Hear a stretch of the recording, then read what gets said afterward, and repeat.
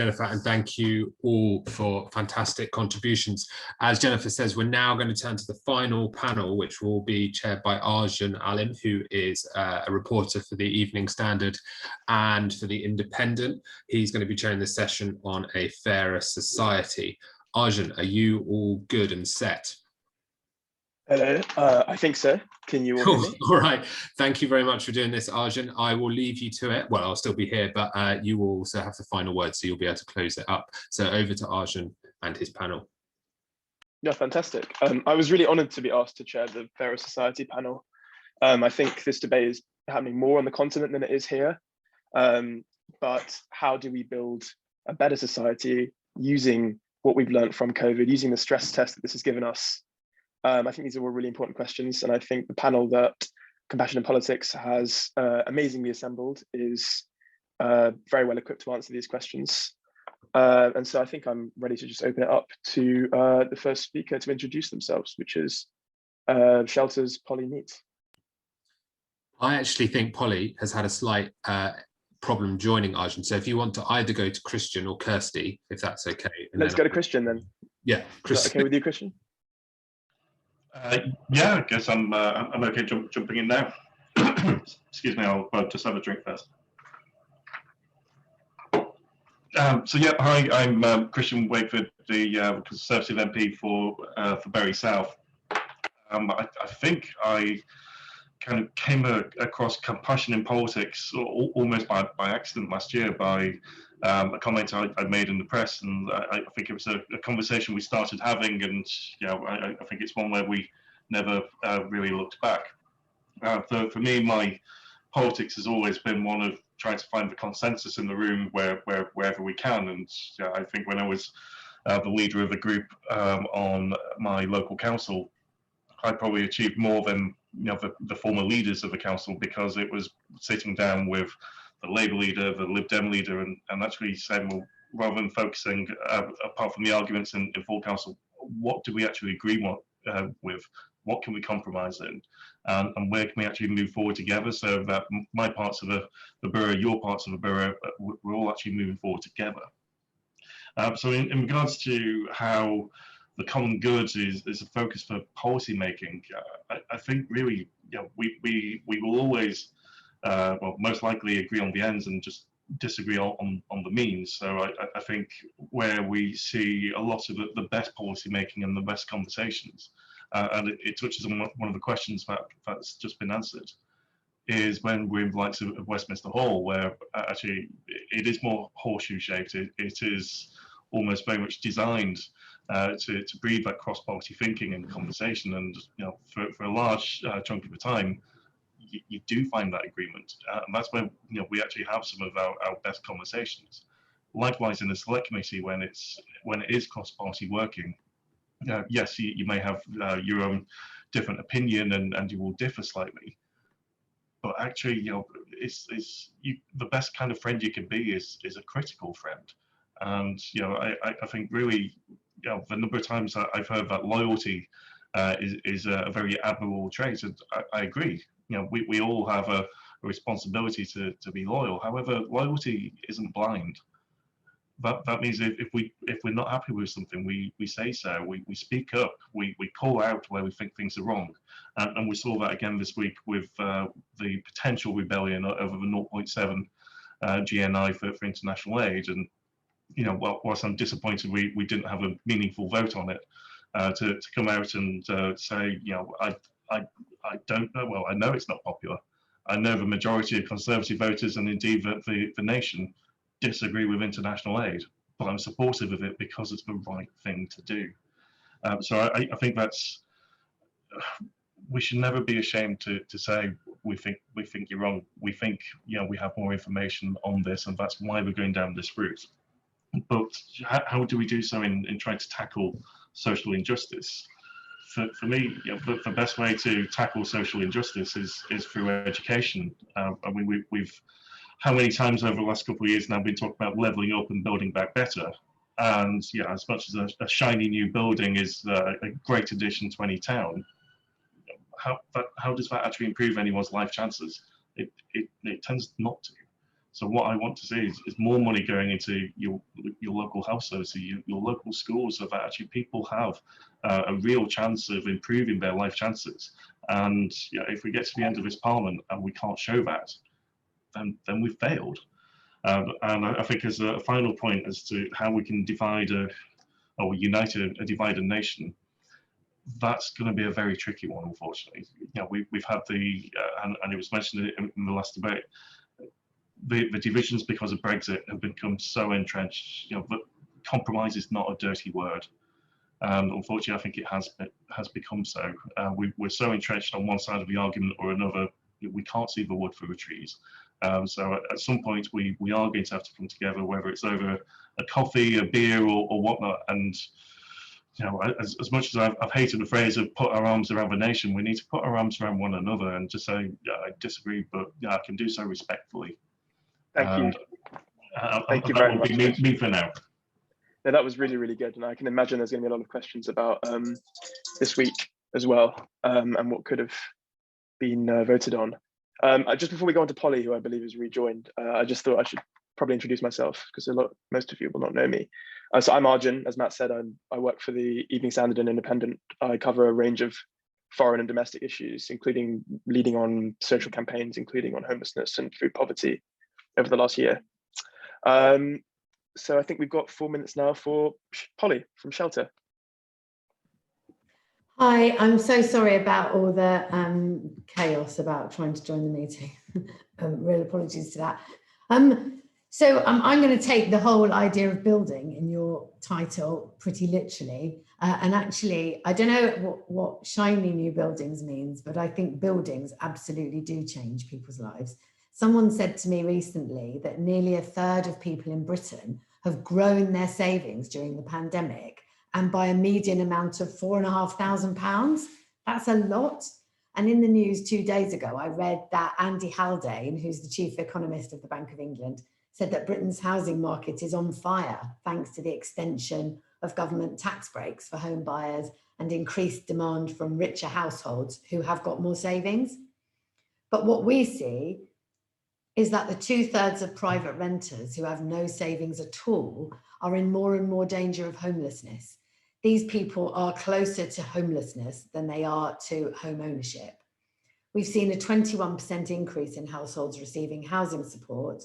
Over 250,000 people were homeless and in temporary accommodation during the pandemic. That's the highest for 14 years. In London, 1 in every 52 people is homeless in temporary accommodation. And that doesn't include people sleeping rough, sofa surfing, or in short-term hotel accommodation. And speaking of that, of course, it's great that people were helped off the streets, but at the height of the pandemic, there were still 2,688 people sleeping rough, despite the fact that many rough sleepers were in hotels. And in fact, the number sleeping rough was still a 52% increase on the 2010 figure. So it's really great that people have grown their savings. I have, and I understand why that's happened. But what we're seeing is a further baking in of entrenched privilege and entrenched disadvantage. And I think, therefore, that to build back fairer, we have to do some things very differently indeed. And housing has got to be at the heart of that. And that's why I'm taking the word building in the title of this conference. So literally, because the homes we build and who we build them for is a fundamental step that is in the government's power to take to build back fairer. We were spending £23.4 billion a year on housing benefit before the pandemic. So that figure will now be much higher. That's helping people out of a situation which they wouldn't even need to be in if we spent just half of that over 5 years on building social housing. It's the most stark and least talked about example of the cost to all of us, actually, of unfairness, the cost of letting people down and then spending money on managing the crisis that follows. The government is focused on giving those people whose savings have grown more ways of spending them. And actually, I'm not arguing with that. But if they would build homes to rent at a cost tied to local incomes rather than the housing market, there would be more people with savings, more people able to participate in the economy, more people able to own their own home at some point, because most of us have to save if we're going to do that. Instead of that, last year we built only 6,500 new social homes, and after demolitions and sales, we actually saw a net loss of 22,000. That's set against a waiting list of 1.15 million. Minus 22,000, 1.15 million.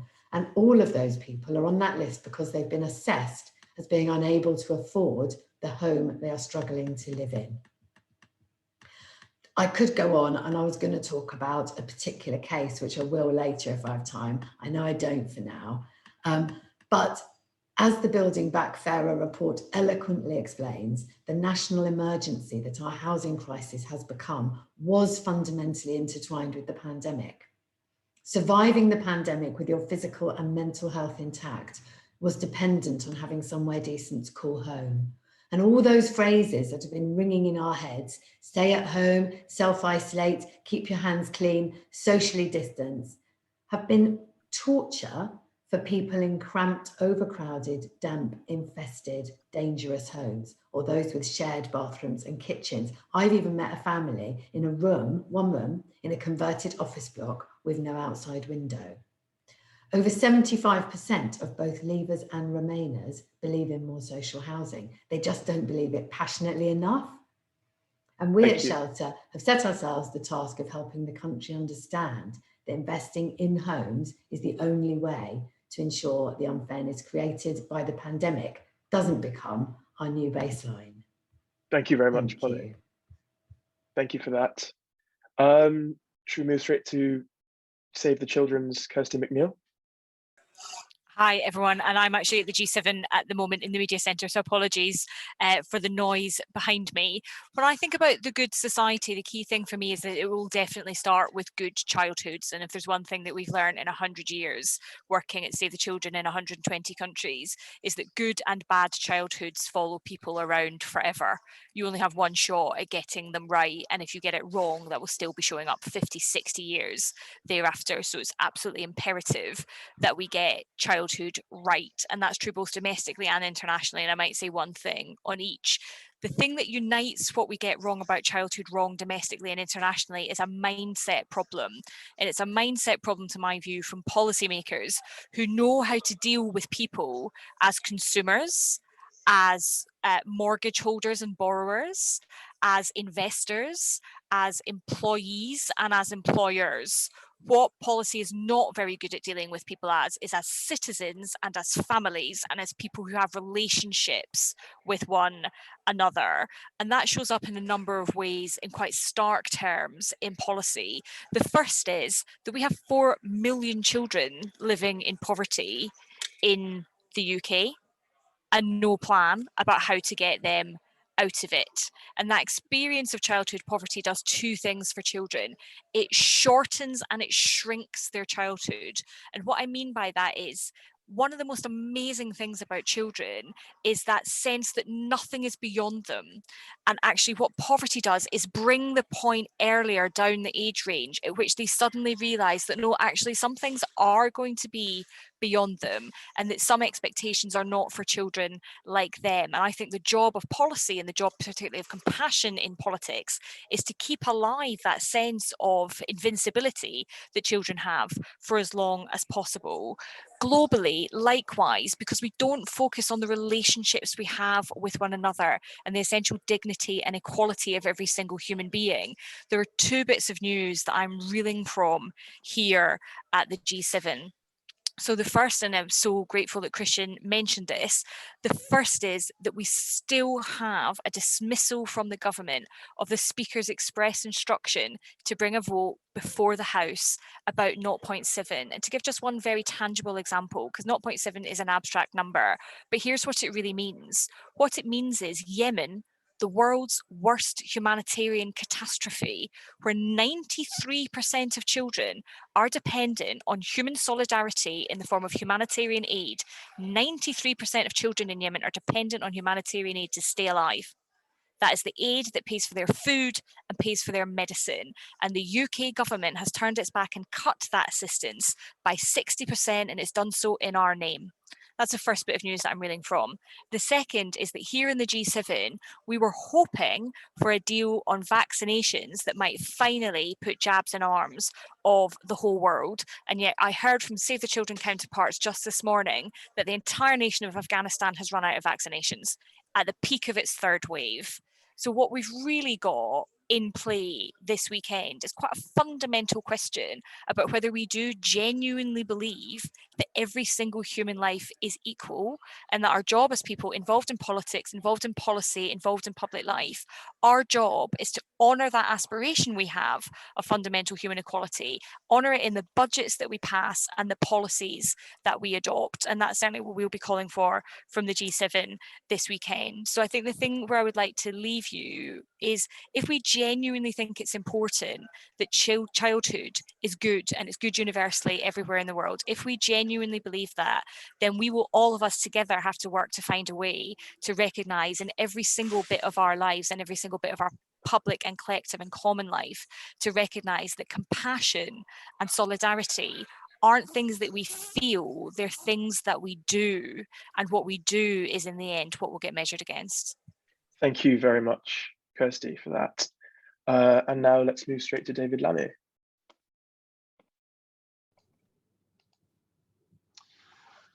What to say, because such amazing things have been said. I want to just sort of start by being a bit hopeful, because I think against the tide of cuts, the tide of culture wars, of regressive steps like the 0.00%, actually, I'm very hopeful that a significant part of why we will build back better is because the millennials and younger, so this is people under 40, many of whom have not yet got their hands on the lever of power. You're not yet, I am the editor of the Standard, but you might be one day. Do you see what I mean? The leaders of political parties are not yet of that generation. And my sense is that that generation do get climate justice, do get racial justice, do want to see inequality unpicked, in part because they can see that generationally they're losing out. So there is some self-interest as well as mutual interest. And it's just important to hold that. And so what's going on in the meanwhile? Well, in the meanwhile, there's this massive regressive step. As part of that baby boomer generation, take us backwards, holding on to what they have economically.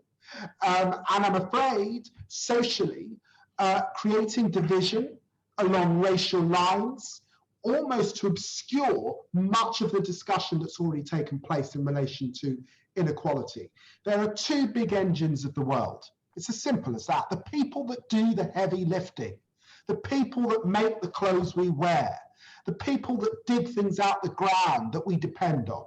And they are black and brown people in the global south, and they are white people and some black and brown people in the global north, in European countries like our own and white settled economies like Canada, Australia, and the United States. And the truth is, we need solidarity across those groups in an age in which there are deliberate attempts to wedge and obscure what is really happening in our society. And so when I think about social inequality, I think about an asset class, those of us who own homes and have houses, particularly in London and the Southeast, but that's replicated in New York, in Sydney, Australia, in Paris, and those that do not. And in this country, as we've heard from Polly, if you are not part of that crowd, and you are unlikely to inherit the ability to be part of that crowd, you lose out hugely in the economy that we have designed. And of course you lose out when we are prepared to spend 30, 40,000 on some young people in relation to their education. Usually they've gone to public or private schools, or usually they've been in a catchment area where their parents can afford to tutor and spend more on top of the 7,000 a year that they're getting from the state, and other young people, whether they are caught up in the north-south divide, which is bigger than any time since 1911, or whether they are black or brown here in London. That's a perennial story that's gone on for many, many years, and we need to address it. So it then comes to, what is the common good? What is the good society? And I think it's something about an analysis of the economy and jobs, and the ability to make a living. It brings us back to old ideas like, of course, the minimum wage, and new ideas like a basic income. But also what's been very sad in this last period is even those we can recognize as special, like our nurses, we're failing to reward for the benefit of what they have been doing. And we also see in society these deep structural entrenchment. Going to have to push you, David, sorry. So much discrimination. And I just end with the racial discrimination that we see writ large in this pandemic. Much to do, but hopeful, because I do think a younger generation of people get it. Good stuff. Thank you very much, David, and to all the panelists. Reminder to everyone watching, please do post your questions in the chat, either directly to me or Matt, or to all the panelists. Let's start with a question that came in from Mira Borgreen. I think I'm pronouncing that correctly. Just to paraphrase it slightly, so it's mainly for Christian, but I suppose for the rest of the panelists as well. How can the public and civil society make its support for foreign development known? Christian, let's start with you. It's a very good question. I think part of it is the language we use and the questions that we're actually asking. And I think that's one of the key things that Kirsty actually mentioned. Yeah, if you raise it as an argument about 0.7 of GNI, it's such an abstract figure that people don't understand it. If you say it's international aid, people still to this day talk about Ethiopian Spice Girls or giving money to India with a space program, and that's wrong.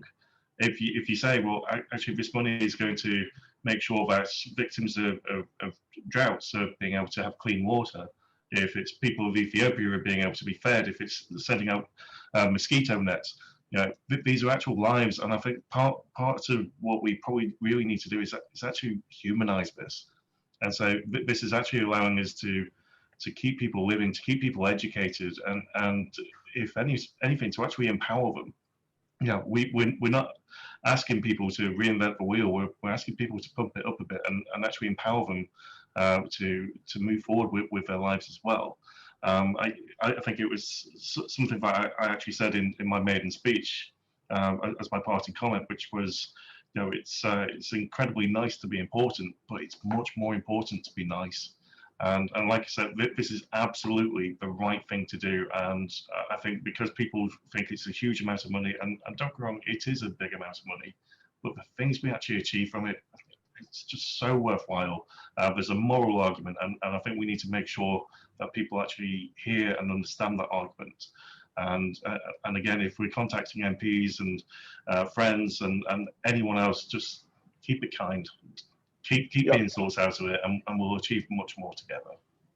Thank you. Kirsty, do you want to maybe give us an example of a project that you've seen that perhaps risks a cut in funding due to the aid cut? Just quickly, and then we're going to move on to another question. So I think Christian's right that one of the tasks here is to humanise it. So to put in context, British aid saves a child's life through support to immunisation every 2 minutes, right? So since we've been on this call, all of us as taxpayers, simply going about our business, have been saving lives. So to the exact magnitude that our support saves lives, taking it away costs lives, and it's been very painful to try not sound sort of mawkish or overblown when we say that lives really are on the line. What happened on Monday wasn't a sort of abstract question about politics or parliamentary procedure. Lives are on the line. To give just an example, the children of Syria, you've got an entire generation that have known nothing but war, an entire generation that have known nothing but war, but aid to Syria has been cut by a third. And people, I think, intuitively understand what that means, that if you take a girl out of education halfway through, she'll never catch up. If you give a woman a contraceptive implant, but there's no trained clinician there to take it out when the time comes, she'll get sick and possibly die. If you take food away from a child and they become stunted through malnourishment, they won't suddenly cognitively or physically catch up. People do get these things intuitively, and the more we can talk about the human impact, the better, I think. Thank you very much. I think we could speak for another 3 hours on foreign aid, so I think we'll just move on. We'll go to 4:05 if that's okay, as we're running over slightly. And there's two good questions for David that have come up. Firstly, from Georgina, will the increased attention on racism and racial issues, as you mentioned in your opening remarks, like in football, lead to more or less action on the issue, or perhaps more or less progress on the issue? And my question to you on that would also be, you're very heartened by the actions of the younger generation, but why is that not translated into more political activism and higher turnout in elections? Well, the first part of that is, yes, over time, but racism and systemic racism, I'm afraid, is not going to be fixed next week, next month, or next year. It's a generational struggle.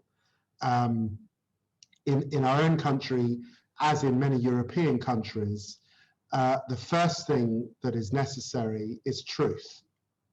So I believe in truth, reconciliation, and repair. I actually believe here in the UK, the reconciliation bit is well doable and is going on in people's lives every day of the week. The biggest growing ethnic group here in the UK are people of mixed heritage. Black, brown, and white people are making love and having babies. It's a great thing. The difficulty is the truth bit. Because until we face our history and people actually understand what happened for several hundred years, I'm afraid there's huge ignorance here in the UK. And it's why we have these, and we have had for, I'm afraid, decades, ridiculously simplistic debates about race that are either interpreted as individual acts of race. Oh my God, who said what colour's the baby going to be in relation to Meghan and Harry? Well, I'm afraid that conversation and colorism has been around for years and goes on in lots of different families up and down the country. Or, oh my God, why is that person taking the knee? When actually in football, when actually that's not that different to the debates we had in the 80s around apartheid and whether sport should be played in South Africa or whether we should boycott South Africa. Same debate. It hasn't moved on at all. So I'm afraid we have to get into the substance, and that involves truth. And then you can get to repair and equity. How do you put people back in a position in an equitable way? Given, for example, that over the last 10 years, white people have made about 173,000 on the home ownership market in terms of property inflation. And black people have made zero. That's the discussion that we need to be having, but we're not having. And I'm not pessimistic about young people. I think there is a lot of social action. There is a lot of activism. But in the end, this is about power. And power does not sit with those many of those young people. And it's a generation that's frankly being, having a rug pulled from under it, economically in so many ways. Broadly speaking, it has ever been the case that the two-party system has not motivated hordes of young people to go out and vote. But I think, relatively speaking, turnout amongst young people is higher now than it was when I started in politics 20 years ago. So I don't think it, I think that's probably a bit tough, that last bit of the question. Fair enough. Okay. The G7 is currently discussing a new tax regime, an international corporate tax floor. In the West, we tend to tax labor much more than we do capital, wealth, or corporations. Polly, what do you think about how we can change our tax system very briefly and use extra revenues to help the poorest in society? Well, I think going back to a point that David was making, everything about our economy systematically disadvantages the people who are already disadvantaged. So if we're serious about building back fairer, David was absolutely right to talk about the housing market, but it goes way beyond that. And actually, I'm a feminist, and our entire response to needing to sort out the economy always is not to raise taxes, which would disproportionately impact men, but to cut public services, which disproportionately impacts women, Black people, other people of colour, and disabled people in particular, and in fact, every disadvantaged group. So the whole way our economy is conceived and managed bakes in the relative privilege and disadvantage that I was talking about. If you just look at housing, for example, 2/3 of single mothers do not have a safe and secure home in this country, 2/3. And that group, single mothers, is disproportionately contains women of colour. So that's just one lens on a systemic impact. And I think part of what we need, absolutely we need to rethink taxation and the way we think about the economy. But before we do that, we need people to want that to happen. And that goes back a bit to your question about how do we actually get people to care about international aid. My mission is to get people to care about social housing. Do they? No, frankly, they don't. And that part of that is because we haven't humanized it. We haven't been clear about it. We have stigmatized people who are disadvantaged in our society. And so unless people are in receipt of benefits or living in social housing, they generally are quite negative towards these things. And we're not promoting a sense of responsibility, a sense that the world is not all about me and my needs. And as Christian said, I think we're afraid of the moral argument. And as everybody's said, we're increasingly gravitating towards more simplistic debates. And in all of this, every single one of us is part of the problem. And actually, I kind of feel, and this is a bit idealistic, but I am like David, I am an optimist, or I wouldn't be in my job. I think we need to make individual commitments not to enter into these polarizing and stigmatizing and oversimplistic conversations, and try to move forward in a way that helps all of us understand what the solutions are. Because without people calling for this, it's not going to happen. Thank you, Polly. Christian, is there a final word from you on a fairer tax system for a fairer society? I think really one of the points that Polly was just making, politics right now, and associated for the last part of the last decade, is become far too simplistic. You're right or you're wrong. It's black or it's white. We don't live in that kind of world. It's much more nuanced, and the world is many different shades of grey. And unfortunately, we aren't seeing forward for the trees in terms of a fairer tax system. Yes, I'm a fiscal conservative. I think there should be less tax, but it should be a fairer tax. And I think, like Polly said, it's one of the things I'll actually agree with you, that a lot of cuts have disproportionately come down on areas of society, geographics, demographics that normally need that extra help and need that extra support. And if we're now in the talk of levelling up, then we need to do so in a fair way. So that does mean that those who bear the biggest brunt, are able to actually pay a bit more. And these multinational firms, where I think in some cases you can have individuals paying more tax than the likes of Facebook and Amazon, then that's not been right. So if this is agreed, again, I think 15% is probably a bit too low. Then that can only be a good thing. So it hopefully means that they contribute, and if that means as a GNI we have even more money for international aid, then again that has to be a huge positive and a step in the right direction. Brilliant. Thank you very much for that, Christian. And thank you to everyone, audience and panelists. I think this was a really well assembled panel, actually, because of the different aspects of social policy and society that we had.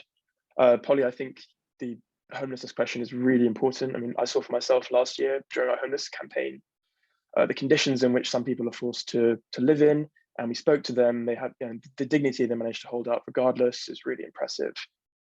Christian, I think those conversations, it's never easy to stand alone. And I think it's really brave to have those with the electorate and with your colleagues. Kirsty, I was actually in Yemen just a few months ago. I was in Socotra, so it's not war-torn, but you can sort of hear and see the damage that's been done there. So I empathize with what you're saying about the projects on the mainland. And David, your campaigning and your emphasis on racial justice was very interesting to hear about today as well. Thank you very much to everyone. I promise I'll keep writing on all these issues if you keep speaking about them. Thank you. Thank you very much, everyone. We're going to close, but thank you for being with us, and to all our amazing panelists. Hope to see you soon.